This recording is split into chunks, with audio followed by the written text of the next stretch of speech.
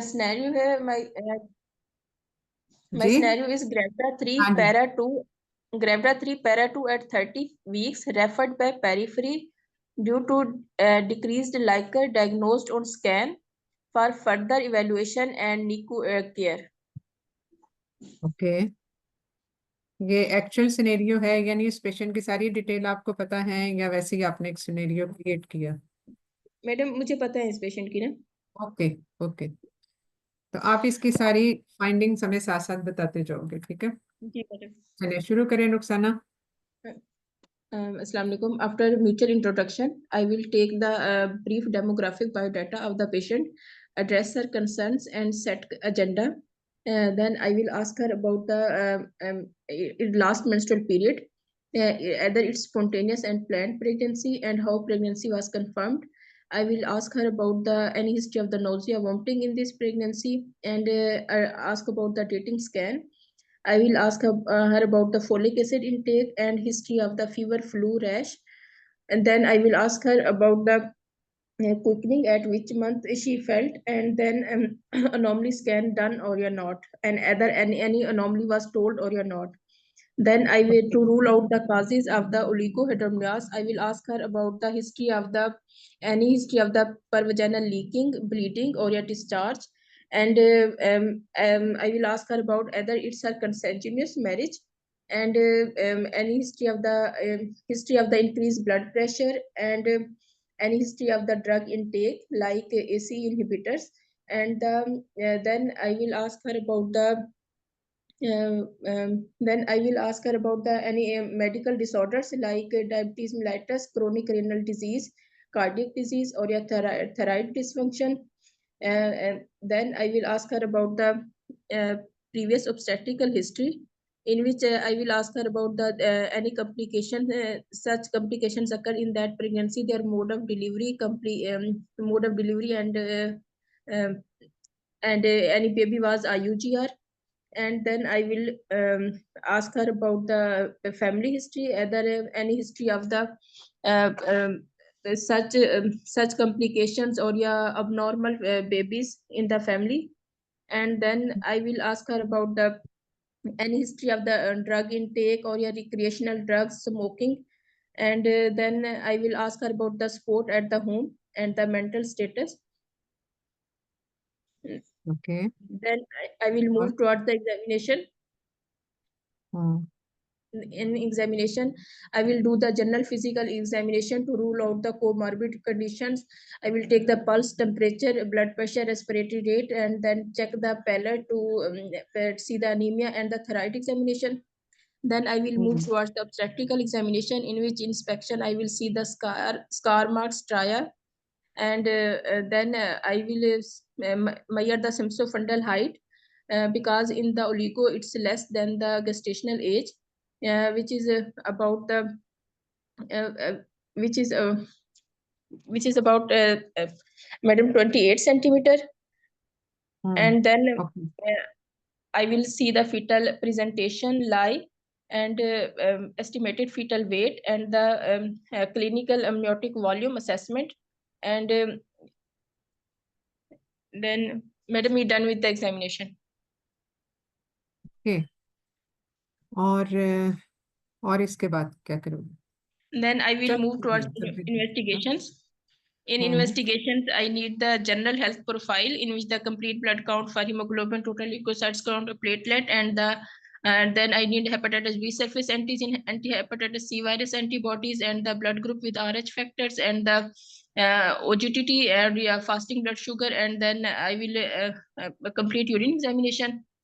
And then in the specific investigations, I need the dating scan, anomaly scan, um, um, and I need the recent scan for the estimated for the fetal biometry, BPD, femur length, estimated fetal weight, amniotic fluid index, and the placental localization.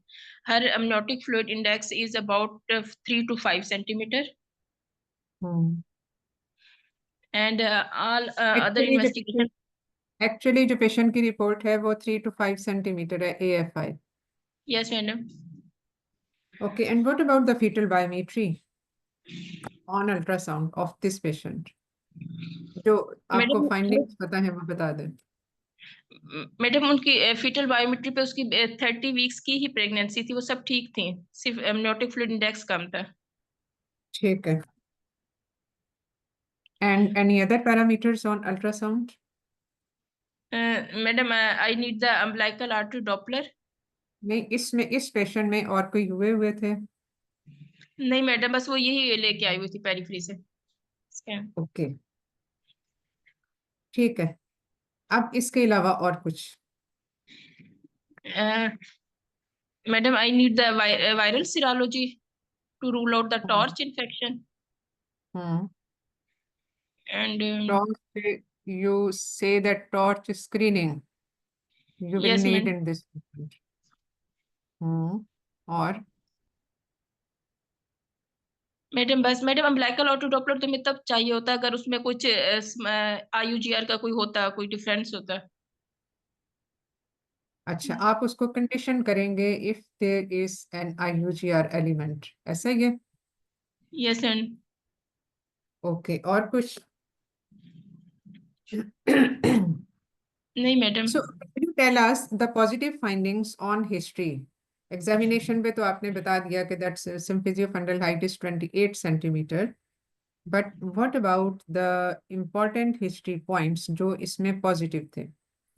Any specific positive point in history जो हमें किसी madam diagnosis की तरफ ले जा सके? Madam और उसकी बातों में कुछ नहीं, लेकिन उसने कहा था कि मुझे हेडेक होता था तो उसकी वजह से मैं मेडिकेशन ले रही थी, जो कि हमें लगा था कि शायद वो उसने कोई एनसिड्स वगैरह ली होंगी या उसकी matter. So she gives history of any analgesics, use of any analgesics, ऐसा ही है? Hello ji Rukhsana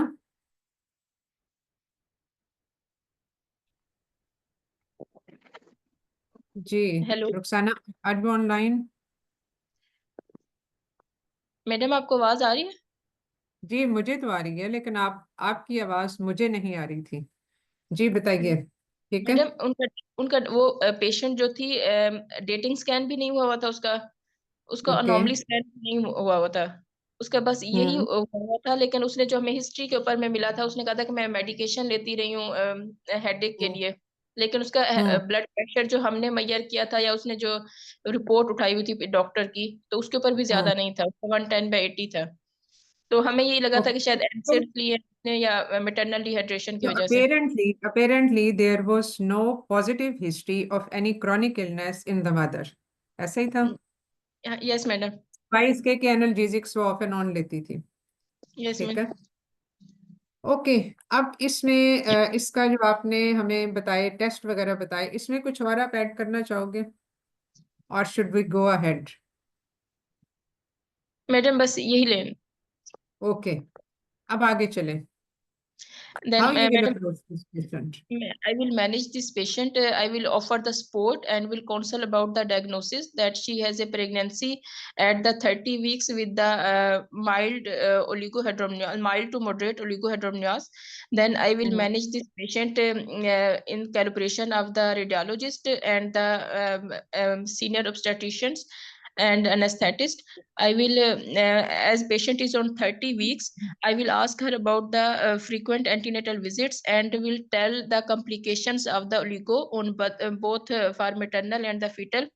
Maternal risks are the maternal risk are the induction of the labor, cesarean section, and the instrumental vaginal delivery, and the fetal risk are the preterm delivery, IUGR, and the perinatal mortality. Then I will ask her about the frequent antenatal visits.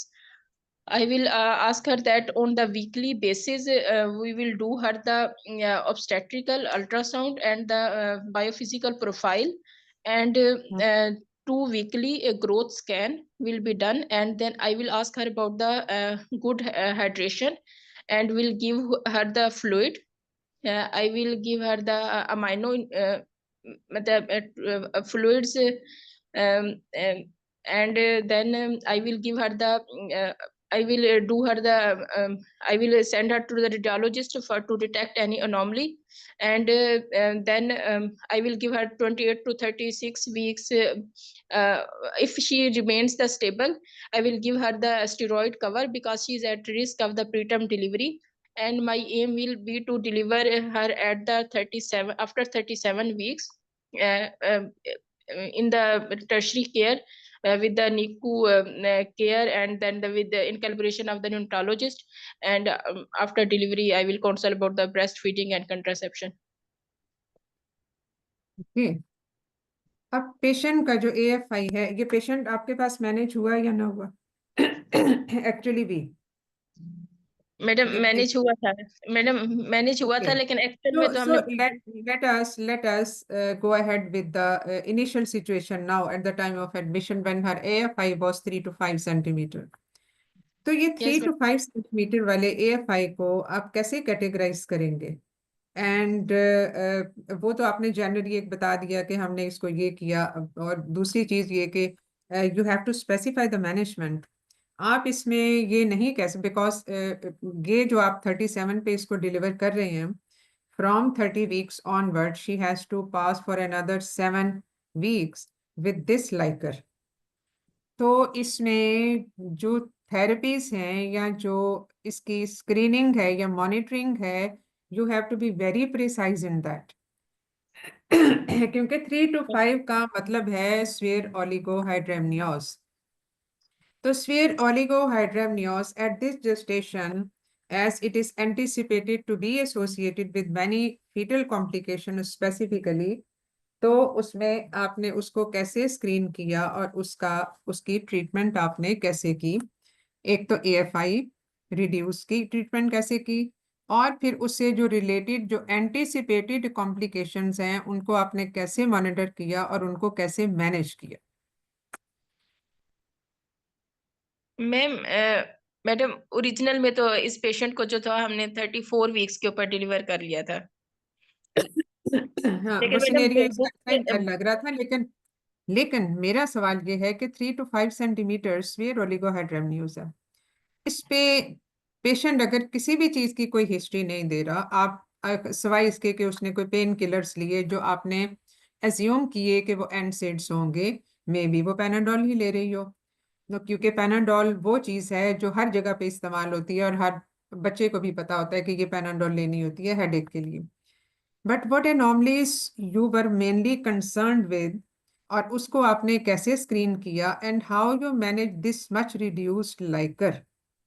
क्या जो madam आप amino we valine send her to the filter? radiologist to rule out the any renal anomalies, and any congenital or structural and renal anomalies, and then we will give her the I will ask I give her the fluids 2 liter on the weekly basis, and then good hydration, and then on the weekly visits, antenatal visits, frequent visits, and we after this we once I will umbilical artery Doppler. On umbilical Doppler everything was okay, then we proceed for further and take her to the 34 weeks. अच्छा, और इसका जो अब देखो, सबसे पहले तो ये चीज के पेरीफ्री से आई पेशेंट और उसके पास एक अल्ट्रासाउंड है जिसपे 3 to 5 है। क्लिनिकली आपने कहा कि मैं इसका लाइकर मुझे कम लगा। First of all you must be very confident कि आपको क्लिनिकली लाइकर इसका कम कैसे लगा। So that way if you are sure कि क्लिनिकली भी लाइकर कम है, तो ये कोरेस्पॉन्ड करता है with the ultrasound finding, but exact measurement I think you need to verify it again. यानी इसका आप रिपीट अल्ट्रासाउंड करवाओ कि is it really 3 to 5 centimetre. Then with this much reduce liquor there are chances के इसमें IUGR जो अभी तक नहीं हुआ वो हो जाए, लंग हाइपोप्लेजिया हो जाए, पोजिशनल डिफेक्ट्स इसमें हो जाए, एमनियोटिक बैंड्स बन जाते हैं। So you need to increase the amount of liquor as well. Monitoring तो चल भी रही है। अब आपने इसको हाइड्रेशन फ्लूइड दिया, अब हाइड्रेशन फ्लूइड कौन सा दिया? 2 लीटर इन अ वीक है या 2 लीटर डेली है, and for how much time period? ये सारी चीजें हैं जो आपने इसको स्पेसिफाई करनी है। Particularly which type of fluid. Fluid तो बहुत सारे होते हैं जो हम दे सकते हैं, मैडम लेकिन कौन सा isotonic और क्यों? isotonic, we give the isotonic fluid and the in pan-amine G 500 ml, in which the amino acids arginine is present. अच्छा, और इसमें what is the objective of giving that isotonic fluid?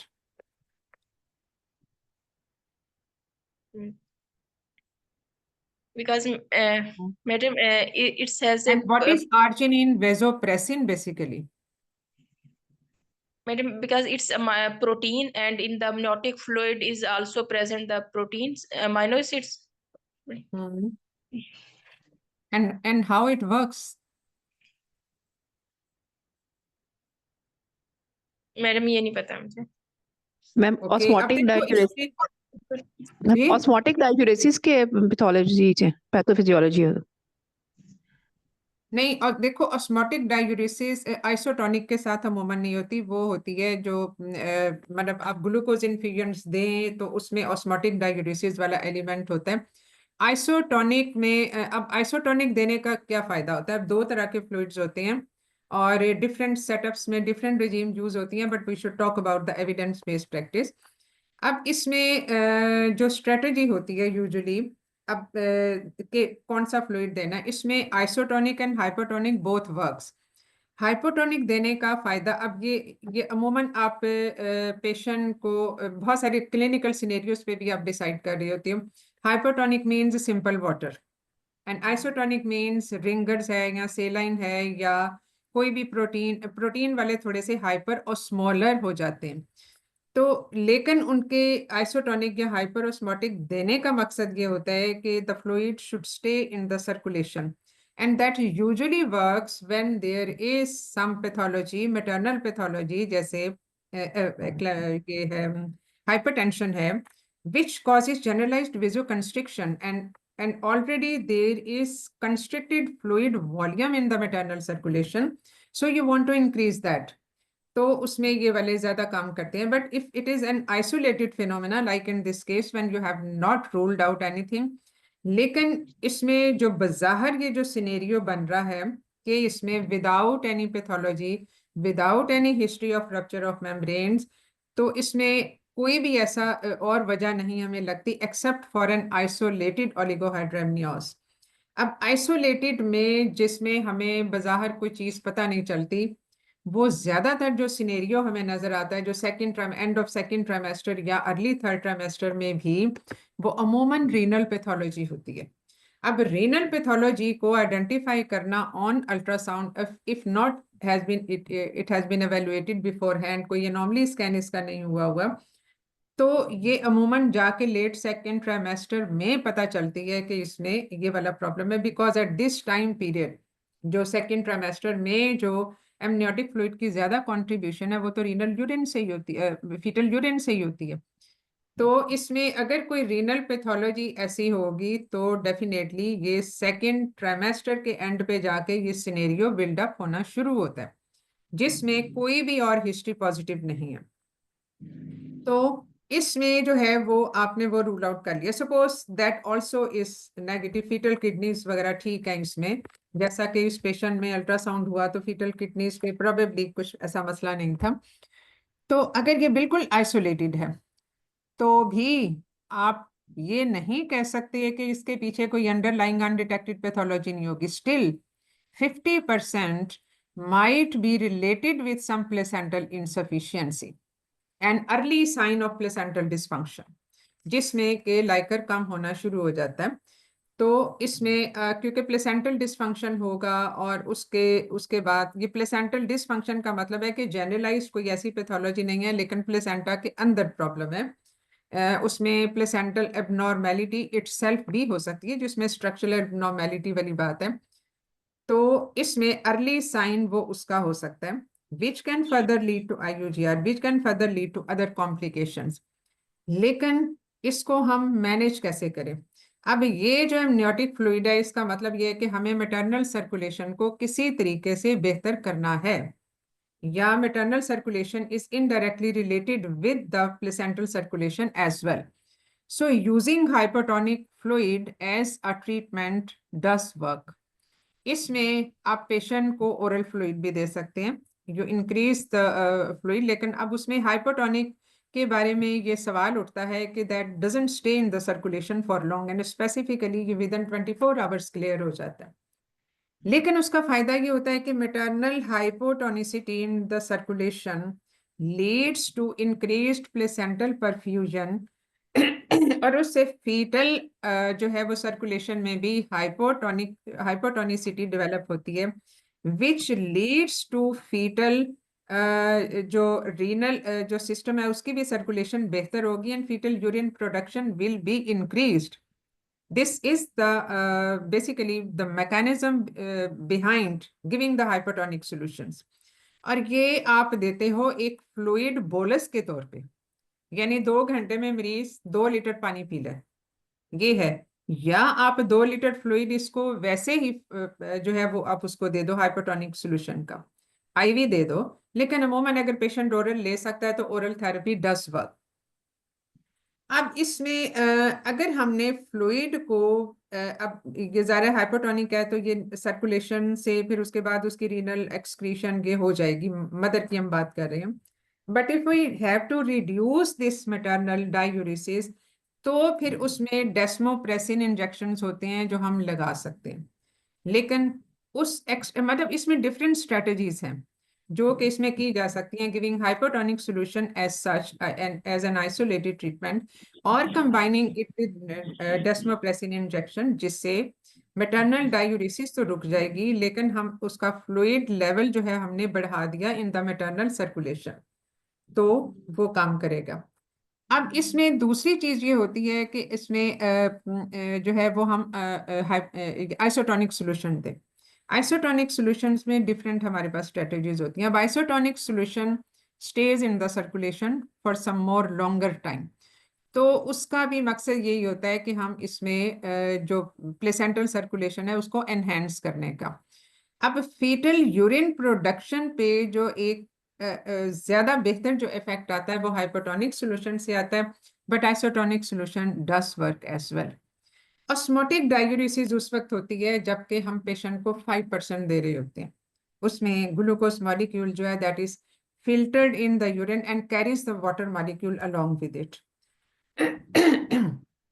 तो उस इसके लिए ये है। अब समटाइम्स इवन जो हम पेशेंट को कहते हैं कि प्रोटीन इनटेक ज्यादा ले इन एनी फॉर्म, डाइट में भी और वैसे भी उसके डिफरेंट प्रेपरेशंस अवेलेबल हैं, उसके पीछे भी फिनोमेना यही होता है कि जो ऑस्मोटिक प्रेशर है मैटरनल सर्कुलेशन का and then indirectly of the fetal circulation वो हम बेहतर कर सकें। तो बिकॉज प्रोटीन मॉलिक्यूल्स या अमाइनो एसिड मॉलिक्यूल्स का ऑस्मोटिक प्रेशर ज्यादा होता है, जहां का ऑस्मोटिक प्रेशर ज्यादा होगा वहां पे फ्लूइड डेफिनेटली शिफ्ट हो जाता है पैसिवली। तो ये है जो उसके पीछे उसका फिनोमेना होता है of giving the protein molecules. But sometimes apart from these fluid therapies, और अगर फर्ज किया ये भी काम नहीं करती और हमारे पास ये 30 वीक्स पे भी है और हमने इसको अब फ्लूइड के साथ अमूमन ये बेहतर हो जाता है, इसमें डिफरेंट रिस्पॉन्सेज आते हैं कि AFI बेहतर हो जाए। Minimum is to reach the task of the 5th centile of the जो उसका पूरी रेंज है एमनियोटिक फ्लूइड की, वो तकरीबन 7 to 8 होती है जो 5th सेंटाइल है। Between 5 and 7 या 8 is borderline and below 5 is severe, जिसमें उसके कॉन्सिक्वेंसेस ज्यादा होते हैं। बॉर्डरलाइन के साथ आप आसानी से आपके पास टाइम पीरियड ज्यादा होता है, but if it proves to be of 3 to 5 और इसमें बेहतर हो गया तो आप चलाएंगे। फर्ज किया अगर बेहतर नहीं हुआ तो फिर हमारे पास सेकेंड लाइन ऑप्शंस क्या होंगे कि आपने इसको सपोज आपने इसको रीअसेस किया। हेलो,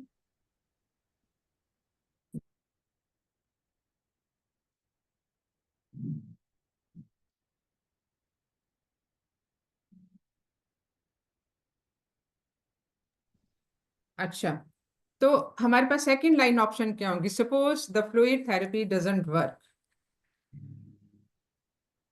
Madam, then we अभी 30 वीक्स पे तो हम डिलीवर नहीं करना चाहते, एंड सपोज देखो अगर तो इसके साथ डॉपलर फ्लो है तो वो हम एज पर जो हमने पिछले सेशन में डिस्कस किया कि डॉपलर फ्लो ये होगा तो हम ये करेंगे, ये पूरा का पूरा हमने एक डिटेल में सेशन लिया और उसमें डिस्कस किया. So that will be according to the lines of abnormal Doppler flow studies के मुताबिक हम चलेंगे. But now we discussing the case जिसमें एक आइसोलेटेड फिनोमेना है and there is no otherwise no pathology, क्योंकि इसकी fetal biometry is of 30 weeks corresponding to the actual gestation, सिर्फ AFI कम है और सपोज इसमें डॉपलर फ्लो भी ठीक चल रहा है, उसमें भी कोई मसला नहीं है. तो मैडम हमारे पास सेकंड ऑप्शन क्या है? अमाइनो इन्फ्यूजन वो तो हम फ्लूइड थेरेपी के साथ ही उसको करेंगे. ये प्रोटीन सॉल्यूशंस या ये जो जितने आइसोटोनिक हाइपोटोनिक ये सारे जो फ्लूइड्स हैं वो हमने बात कर ली, वो हम मैम इसमें हम तकरीबन कंप्लेंट भी 49 में देखेंगे ही ना करेंगे. पेशेंट को कोई कंप्लेंट तो नहीं रिड्यूस फीटल मूवमेंट की, उसको भी तो हम देखेंगे. वो तो डेफिनेटली देखेंगे रिड्यूस फीटल मूवमेंट की भी, तो वो तो हमने ओके. डेफिनेटली हमने इसको ऐसे ही तो नहीं चलाना है, इसको हम बायोफिजिकल प्रोफाइल भी करवाएंगे, हम इसका CTG भी करते जाएंगे, हमने डॉपलर फ्लो भी वीकली कर लिया, हमने ग्रोथ स्कैन, वो तो सारी चीजें चलेंगी एज पर प्रोटोकॉल्स, क्योंकि reduce liquor may be an initial sign of placental insufficiency, तो हमने उसको मॉनिटर तो करना है ताकि अगर कोई और ऐसा मार्कर है अल्ट्रासाउंड पे जो हमें बता सके इसके बारे में, उसको हम टाइम पे डिटेक्ट कर सकें. लेकिन सब कुछ ठीक आता है और इसमें इसका जो AFI वो बावजूद थेरेपी हाइड्रेशन थेरेपी के भी उतना ही रहता है, तो फिर आप क्या करेंगे? सेकेंड लाइन ऑप्शंस क्या होगी? एनीवन एल्स, कोई भी हमारे जो बाकी ऑडियंस हैं उनमें से कोई भी और जो इसमें बताना चाहे.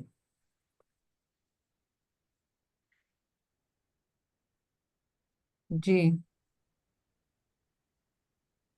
मैम इसमें डेक्सा कवर का रोल है, डेक्सामेथासोन डेक्सा दे तो सकते हाँ हैं. डेक्सा तो खैर लगाएंगे ही, लेकिन वो तो इसकी वो डिलीवरी तो प्लान वो हैं करेंगे जो मैम, फिर हम साथ साथ डिलीवरी थेरेपी प्लान हैं. करना होगा.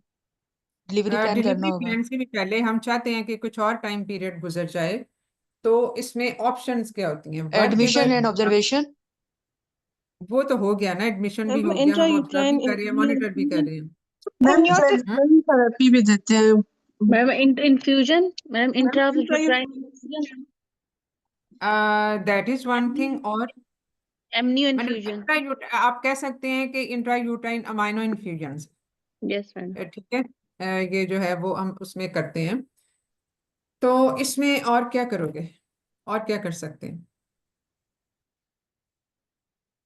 और जब हम इंट्रायूटाइन इन्फ्यूजन करते हैं in the amniotic set, एमनियो infusion इसमें हम इसको कहते हैं, तो उसमें हमेशा आइसोटोनिक फ्लूइड दिया जाता है, सेलाइन. लेकिन इसमें और क्या करेंगे? आइसोलेटेड है, इसमें प्लेसेंटल इनसफिशिएंसी हो सकती है, प्लेसेंटल स्ट्रक्चरल एबनॉर्मेलिटी हो सकती है, उसके वेस्कुलेचर में कोई प्रॉब्लम हो सकता है. So we ma'am can flexible therapy भी डॉपलर मैम अल्ट्रासाउंड नहीं फ्लेक्सिबल करवाना? थेरेपी भी मैडम प्रैक्टिस क्लेक्सेन भी दे सकते हैं ना, क्लेक्सेन. अगर डॉपलर फ्लो ठीक हो तब भी. मैडम 50% तो प्लेसेंटल डिस्फंक्शन हो सकते हैं ना अंडरलाइन. वो तो हमारी पॉसिबिलिटी ना, हो सकता है 50% में कुछ भी ना हो सकता है 50% में कोई वजह ना हो, और ऐसा होता भी है. हम तो सिर्फ एक 50% की बात कर रहे हैं जिसमें ये एक इनिशियल साइन हो सकता है. So giving Clexane without any proven evidence of placental insufficiency वो अमूमन एविडेंस बेस्ड नहीं होता. प्लेसिबो ब्यूटो थेरेपी के मेडिसिन तौर का पर रोल होगा वो मैम सब कुछ इसमें. कर लेते. जी ब्यूटो मेडिसिन का रोल होगा इसमें. डेफिनेटली होगा फीटल मेडिसिन का, ये यानी इसमें हम जो सारी मल्टी एनोमलीज को डिसिप्लिनरी रूल आउट करेंगे. रुखसाना ने भी जो बताया वो उसके साथ तो हम चलेंगे ही चलेंगे. तो इसमें एंटीकोएगुलेंट का रोल प्लेसिबो के तौर पे कर सकते हैं. It is not evidence based otherwise, ठीक है. वो भी अगर डॉपलर फ्लो में मसला आता है परसिस्टेंटली. लेकिन इसमें नाइट्रस ऑक्साइड जो ट्रिगर्स हैं या जो मीडिएटर्स हैं या वो क्या उनका कोई रोल नहीं आ सकता? विजोडाइलेटर्स, देखो जो एंटीकोएगुलेंट्स हैं, एंटीकोएगुलेंट तो सिर्फ उसका ये मतलब है प्लेटलेट एग्रीगेशन को रोकना, क्लॉट ना बन जाए. या जिसमें डॉपलर फ्लो है वो थोड़ा सा बेहतर हो जाए by giving anticoagulant therapy platelet inhibition की वजह से या अपने एंटीकोएगुलेंट इफेक्ट की वजह से। But where we can use, अब नाइट्रस ऑक्साइड जो हैं जैसे पैसिरीज भी होती हैं, ओरल थेरेपीज भी होती हैं, तो ये जो है ये हम इसको यूज कर सकते हैं। Nitrous oxide as it is, जो कि उसमें ओरल फॉर्म में भी मिल सकती हैं, पैचेस में भी होती है। एंड नाइट्रस ऑक्साइड मीडिएटर्स होते हैं सिल्डेनाफिल, ये जिसको हम वियाग्रा भी कहते हैं। And that is the only medicine जो कि प्लेसेंटल सर्कुलेशन को बेहतर करती है, but we don't use it regularly due to its side effects, क्योंकि इसके साइड इफेक्ट्स में जो है वो हाइपरटेंशन और इस तरह की चीजें हैं, कार्डियक इफेक्ट्स भी होते हैं। और खास तौर पे इसका जो इफेक्ट है वो पेल्विक वेस्कुलेचर पे भी होता है। So, just for discussion purposes or considering the second line options, we can mention the nitrous oxide, जो mediators वगैरह हैं, ये सारी चीजें इनकी हम बात कर सकते हैं। और Madam, इसके साथ, हाँ जी, madam, is there any role of omega fatty acids in these नहीं, oligo? इन सब का प्लेसिबो रोल होता है, इन सब का प्लेसिबो रोल होता है। जैसे हम हाइपरटेंशन की जो बात करते हैं उसमें विटामिन डी का रोल, उसमें कैल्शियम का रोल, उसमें विटामिन ई का रोल, ये सारी प्लेसिबो थेरेपीज होती हैं। लेकिन सारे इसमें प्रूवन हैं। प्रूवन इफेक्ट्स जो है ना, इसमें कैल्शियम का होता है इन प्रिवेंशन ऑफ द हाइपरटेंशन, और कि मैडम जिसमें ये आप सारे कैल्शियम की डोज works बढ़ा as देते an antioxidant. जी। हाँ, Madam, these works as an antioxidant. Antioxidant भी आप कर सकते हो, लेकिन क्योंकि एंटीऑक्सीडेंट अमूमन होमोसिस्टीन लेवल्स को कम करते हैं, लेकिन उनका रोल ज्यादा होता है जब साथ हाइपरटेंशन भी हो तो। क्योंकि इसमें देखो हमें पैथोलॉजी ये एक समझो इडियोपैथिक है, so far it is idiopathic because the reason has not been established so far. Kidneys में कोई मसला नहीं है, डॉपलर फ्लो में कोई मसला नहीं है, लेकिन इसके साथ जो एक और चीज आप करते हैं जो अमूमन हम जिसको उस तरह से अपनी मॉनिटरिंग में नहीं लेके आते, but practically it is doable, जो वो ये है कि आप इसमें प्लेसेंटल ग्रेडिंग या मैच्योरिटी ग्रेडिंग जो है वो आप देखते हो हमेशा। अब ये वो चीज है जो कि अमूमन जो प्लेसेंटल मैच्योरिटी ग्रेडिंग है, कभी देखी है कभी आपने अल्ट्रासाउंड रिपोर्ट्स पे? हमेशा मेंशन होती है, अगर कोई अच्छी यस जगह मैम, का grade 1 ultrasound, major, grade 2 major, जी ग्रेड जी 3 ग्रेड मेच्योरिटी 0, देखते हैं। Grade 1, grade 2 and grade 3। Grade 3 grade is 3 the final thing, जो कि 36 वीक्स के बाद होती है। और ये ग्रेडिंग अमूमन कॉटिलिडन्स जब बन जाते हैं, उसकी इंडेंटेशन हो जाती है, वो हमें बड़ा क्लियरली नजर आ जाता है। और बाज दफा तो ये इतनी एडवांस्ड होती है कि अलग-अलग कॉटिलिडन भी पता चल जाते हैं। जितनी ज्यादा हाइपर मैच्योरिटी होगी बिफोर 36 वीक्स, उतनी ही उसमें प्लेसेंटल इनसफिशिएंसी का एलिमेंट होता है। So that is another thing जिसके साथ आप असेस कर सकते हो कि ये प्लेसेंटल ग्रेड मैच्योरिटी अगर 3 आ गई बिफोर 36 वीक्स, तो इसका मतलब ये है कि इसमें प्लेसेंटल इनसफिशिएंसी होने के चांसेस ज्यादा हैं। Because in order to prepare for the delivery, उसमें कॉटिलिडन्स की फॉर्मेशन, उसका वो कुछ उसमें स्पेसिफिक मार्कर्स होते हैं अल्ट्रासाउंड पे, जिसपे हम इसकी मैच्योरिटी को डिफाइन करते हैं। उसमें उसकी बेसल मेम्ब्रेन है, उसकी सब्सटेंस ऑफ द प्लेसेंटा है, और उसकी जो बाकी उसका प्लेसेंटल सरफेस है, फीटल साइड का जो सरफेस है, उसकी सारी स्ट्रक्चर और उस पर सारा बेस होता है। लेकिन सिर्फ इतना सा याद रख लें कि इसमें कॉटिलिडन अगर हमें बड़े क्लियरली नजर आए बने हुए, तो इसका मतलब है कि प्लेसेंटल ग्रेड मैच्योरिटी 3 है। तो और ये हम प्रैक्टिकली देखते भी हैं कि जो IUGR वाले बच्चे होते हैं, या IUGR जिनमें हो या जिसमें ओलिगोहाइड्रामियोस है, उसमें अमूमन मैच्योरिटी ग्रेडिंग एडवांस्ड स्टेज पे होती है इन अर्ली जेस्टेशन, यानी बिफोर 36 वीक। तो एनीवे ये तो था इसका। अब स्टीरॉयड हमने दे दिया, नाइट्रस ऑक्साइड हमने इसको ट्राई कर लिया। मैम और इसके अलावा हम एमनियो इन्फ्यूजन की भी बात कर सकते हैं, मैम लेकिन हाँ जी, मैम प्लेसेंटल मैच्योरिटी की वजह से डॉपलर पे कोई फर्क आएगा? डॉपलर पे आ सकता है, लेकिन अमूमन जो ये एक समझो कि इनिशियल मार्कर है, डॉपलर में चेंज आने से पहले वाला मार्कर है। हो सकता है डॉपलर फ्लो की चेंजेस जो हैं वो हमें बाद में पता चले, लेकिन ये एक ऐसा अर्ली साइन होता है जिसपे आप थोड़ा सा अलर्ट हो जाते हो और मॉनिटरिंग को बढ़ा देते हो।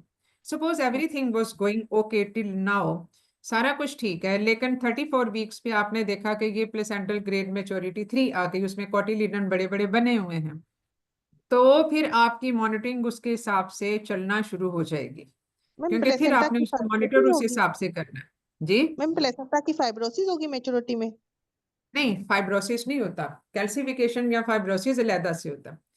इसमें जो कोटिलिड, इसको कभी ना गौर से देखना, मतलब अब हमने बात की है ना, तो इसको आइंदा से अल्ट्रासाउंड रिपोर्ट्स पे देखने की कोशिश करो, और आप में से जो अल्ट्रासाउंड करते हैं वैसे अल्ट्रासाउंड हर एक को आना चाहिए, तो वो प्लेसेंटा की ये मैच्योरिटी खुद भी देख सकते हैं, उसमें बिल्कुल बड़े टिपिकल कोटिलिडन अलहदा अलहदा बने नजर आ जाते हैं। और उसमें जो फीटल साइड का प्लेसेंटल सरफेस है वहां पे उसकी इंडेंटेशन जो कोटिलिडन की सूरत में होती है, इंडेंटेशन जो है वो भी हमें पता चलेगी, that is not a smooth line surface. तो वो इंडेंटेशन जो है that is a marker of placental grade maturity, चाहे कोटिलिडन ना भी नजर आए, बट अर्ली जो उसकी चेंज होती है for being a grade 3 maturity, वो उसकी increased indentation on the fetal surface of placenta होती है। मैम मतलब वेस्कुलेचर वो जो थिक वॉल्स हो जाएंगी हाँ, उनकी, वो ठीक तो वो हो वो जाता अच्छा है, वो से सारा हाँ। उसका मतलब एक चीज है जो जैसे हम कहते हैं कि पोस्ट डेट बेबी है, उसमें जाहिर है कुछ अपने अब उसमें फीटल डिस्ट्रेस के चांसेस ज्यादा होते हैं once the baby is mature enough. तो इसी तरह से जब एक प्लेसेंटा भी मैच्योर होता है तो उसकी ग्रेजुअली सर्कुलेशन ये सब चीजें अफेक्ट करती हैं, ठीक है। तो suppose everything is okay but still the AFI जो है वो 3 to 5 की बजाय आ गया, अब ये सपोज 5 सेंटीमीटर पे ही अब चल रहा है, then in that case along with the monitoring of the Dopplers and of the biophysical profile, ये सब चीजें हैं जिसके साथ फिर हमने इसको अर्ली करना है, एंड द अर्लीस्ट प्रेफरेबल जो चॉइस हमारी होगी that would be at 34 weeks. ये मिनिमम जो है वो उसका जेस्टेशनल टाइम पीरियड है, ताकि 34 वीक्स तक तो पहुंच जाए, ठीक है। तो अगर ये फर्ज किया कि बेहतर हो जाता है, इट इज बिटवीन 7 या 8 के करीब है, तो then you can go ahead further, यानी आप उसको मजीद चलाए जाते हो। और ये जो नाइट्रस ऑक्साइड है, ये जो फ्लूइड हाइड्रेशन थेरेपी है, ये तो आप 3-4 हफ्ते आराम से चला सकते हो, ठीक है। तो इसको ये अब हमें रुखसाना बताएंगी कि इसका एक्चुअल जो इन्होंने 34 वीक्स पे डिलीवर किया वो किस सिचुएशन के अंडर डिलीवर किया। जी रुखसाना। मैडम 34 वीक्स के ऊपर ना उसका लाइकर जो था वो 5 तक ही चल रहा था, 5-6 इतना, लेकिन पेशेंट कह रही थी कि मुझे ना डिक्रीज फीटल मूवमेंट्स महसूस हो रही हैं, हम्म तो इस तो वजह से फिर डिक्रीज मतलब प्लान 5-6 के दरमियान में चल रहा था उसका। Yes madam. तो ओके, और फिर डॉक्टर उसका ठीक चल रहा था? यस मैडम, डॉक्टर डॉक्टर ठीक ठीक था? था sir. And what yes about biophysical profile? Madam, biophysical profile जो थी उसकी 8/10 थी ना, नॉर्मल में ही थी 8/10। हम्म तो तो उसमें आपने सिर्फ हाइड्रेशन थेरेपी दी या कुछ और भी उसमें की थेरेपी की? मैडम ये हाइड्रेशन थेरेपी ही की थी। अच्छा, मतलब giving 2 litre fluids on daily basis till 34 weeks, ऐसा ही था? Yes madam. हम्म और उसके साथ और कुछ यूज नहीं किया? नहीं मैम। ओके, तो what about the fetal condition after birth? Section किया था या नॉर्मल डिलीवरी? इसके प्रीवियस क्या थे, सेक्शन थे नॉर्मल डिलीवरीज थे? प्रीवियस एसवीटीज थी इनकी, लेकिन अब हम्म इनका सिजेरियन किया गया था। वो क्यों? मेटरनल की, हम्म और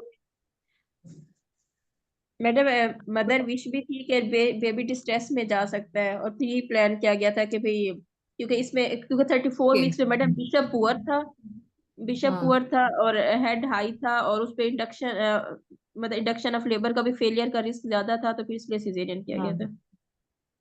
ठीक है, अगरचे mode of delivery is dependent upon the maternal wish और individual condition of the patient at that time and the fetal condition as well, लेकिन अगर फर्ज किया है ये पेशेंट जैसे प्रीवियस एसवीडीज हैं ये 36 वीक्स पे हो एंड बिशप स्कोर इज 5 और mother leave the decision upon you, then what would be your line of management? फिर इसमें mode of delivery क्या होना चाहिए? And the Madam, patient mode of- thinks, vaginal patient होनी says, चाहिए that ma'am, it's up to you, whatever you decide. Induce कर सकते हैं विजाइनल, ठीक है, इंडक्शन with होनी चाहिए। monitoring, ठीक है, क्योंकि जब रिड्यूस लाइकर है, अब अगर फर्ज किया इसका 6 भी चल रहा है तो ये बॉर्डर लाइन में है, and with the borderline in absence of any other pathology, previous SVDs हैं, and the Bishop score is not that poor, यानी अगर 5 पे है तो 5 इज ओके, तो उसमें हम इंडक्शन और ट्रायल ऑफ विजाइनल डिलीवरी कर सकते हैं with the wish of the patient after explaining to her the risks of induction of labor. Definitely जब लाइकर कम होगा तो लेबर स्ट्रेस और ये सब चीजें जो हैं वो फीटल डिस्ट्रेस कर सकती हैं, और मेकोनियम एस्पिरेशन के भी उसमें चांसेस ज्यादा हो सकते हैं, so that labour has to be cared by 1-to-1 monitoring, ठीक है, and there should be an early preparation for the emergency caesarean sections, ठीक है। Can this condition recur in the next pregnancy? Yes, ये जो madam. News है, हाँ? Yes, madam. It हाँ। can occur if there is any chromosomal or congenital anomaly. हाँ। Ma'am, इसके अंदर हम फीटल कैरियोटाइपिंग ये कराएंगे नेक्स्ट इस रिकरेंस को, नहीं, अगर लेकिन continuous आपने marriage हो। क्या, अगर अच्छा दूसरी चीज जो आपने बताई थी टॉर्च स्क्रीनिंग, वो क्यों बताई थी?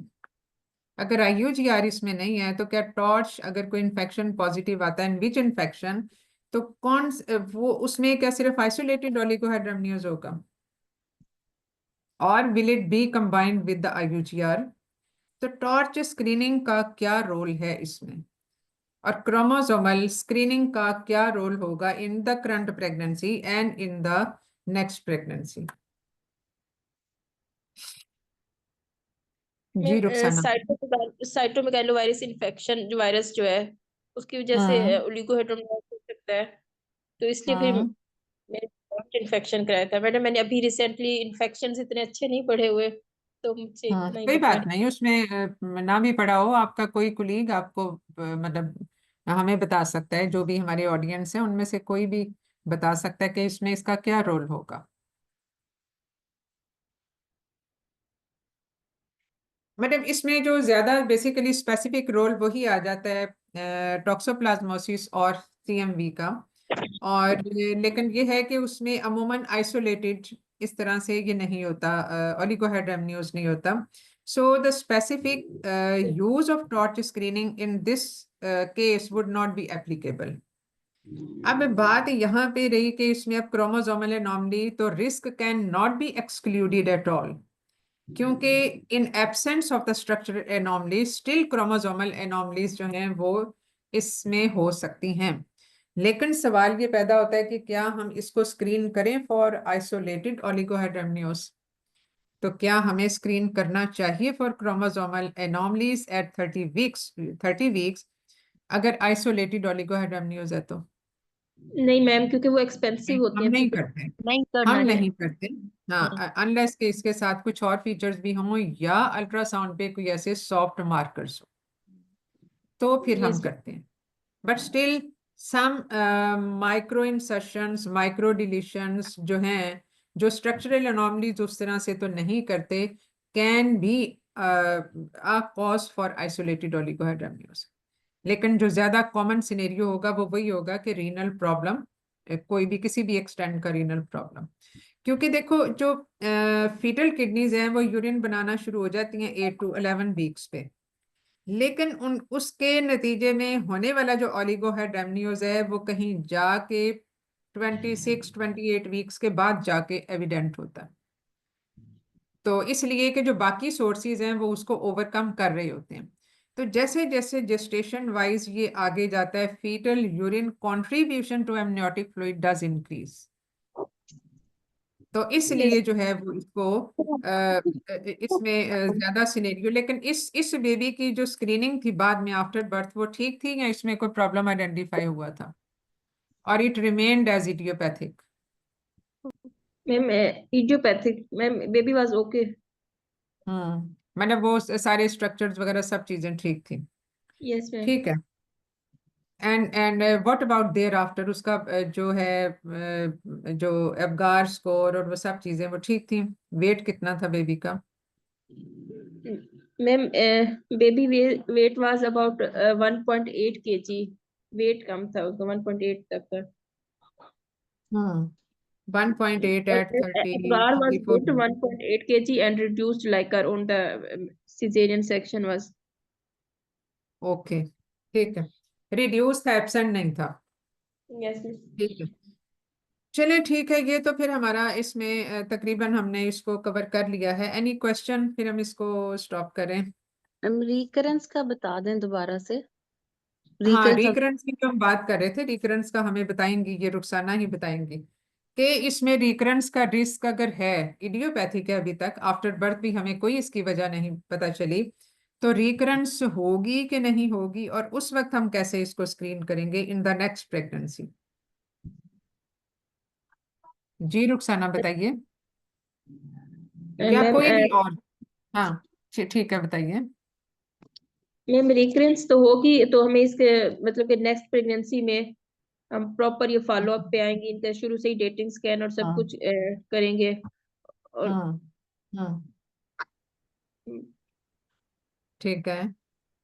मैम नेक्स्ट प्रेगनेंसी में हम स्क्रीनिंग करेंगे हाँ, और नेक्स्ट चीज मतलब इसमें एक दफा ये हो गया ना इडियोपैथिक, तो इसमें नेक्स्ट प्रेगनेंसी में रिकरेंस के चांसेस डेफिनेटली हो सकते हैं, बढ़ जाते हैं as compare to the general population, because once this thing has been established. अब इसमें बात वही है ना कि इसमें चूंकि 50% चांसेस हैं कि इसके पीछे कोई ना कोई ऐसी अनडिटेक्टेड पैथोलॉजी हो, and that undetected pathology may recur, यानी अगर प्लेसेंटल इनसफिशिएंसी है या पोर प्लेसेंटेशन है जिसमें स्ट्रक्चर ही उसका प्रॉब्लमेटिक होता है, that can recur, but it's not in 100% of the cases. So we have to be a little bit more vigilant right from the beginning। का मतलब ये है कि आफ्टर 20 वीक्स, अब इसका तो 30 वीक्स पे आके पता चला, हो सकता है ये प्रोसेस 26 वीक से चल रहा हो of reduced liker, because according to the gestation there are certain limits of AFI।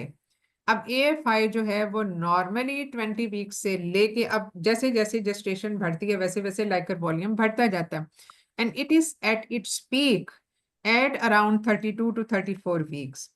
तो इसमें अगर इसका अगर स्लो प्रोसेस ऑलरेडी चल रहा होगा तो हमें पता चल जाएगा कि now the things are being worsened, तो वहां से फिर हम इसकी जो स्ट्रेटजीज है, मैनेजमेंट स्ट्रेटजीज, वो शुरू कर सकते हैं, and screening for the other causes as well.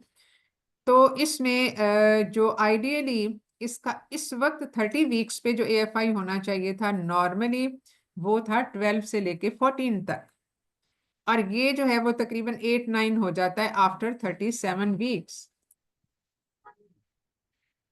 एक मिनट बता दो।